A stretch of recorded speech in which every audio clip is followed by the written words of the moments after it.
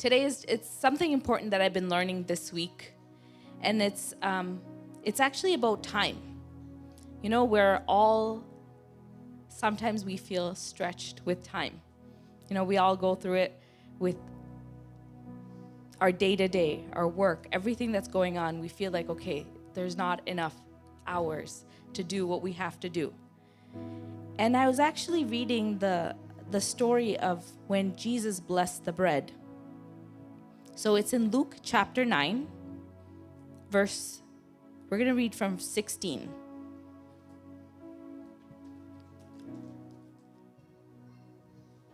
So it says that in Luke 9, verse 16 and 17.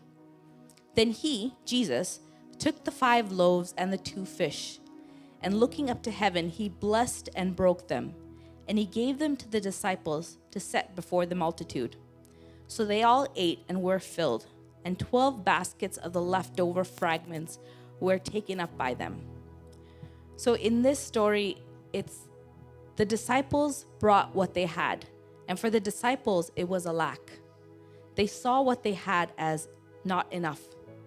But Jesus looked at it and he said, I'm not going to declare a lack over it, but I'm going to declare a blessing over it. And that was what was so important to me this week.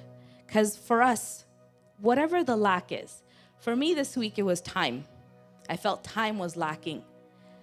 So often the enemy wants us to say those words out of our mouth. Say, I don't have this.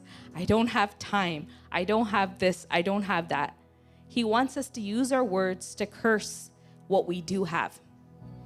What we have, he wants us to curse it. That's what the disciples looked at it as. They looked at it and they said, this is lack. When Jesus looked at it, he said, I'm going to bless this.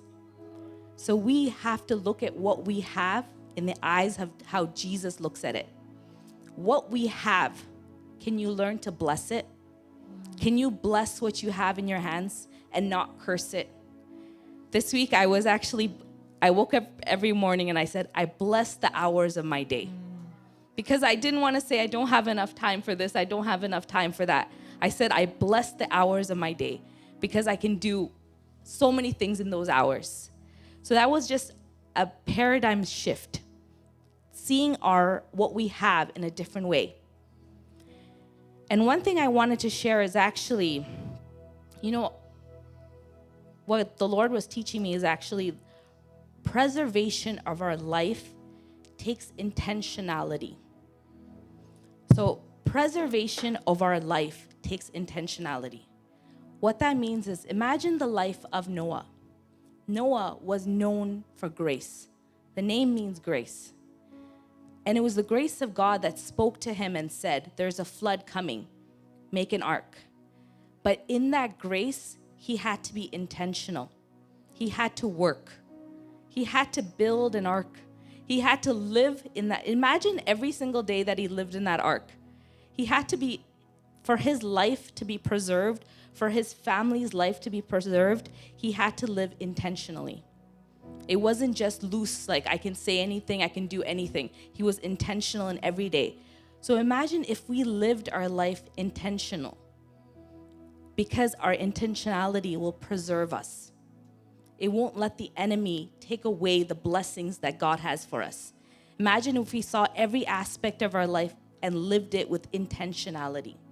And that's like a challenge for all of us, to bless what we have and to live each day with intentionality.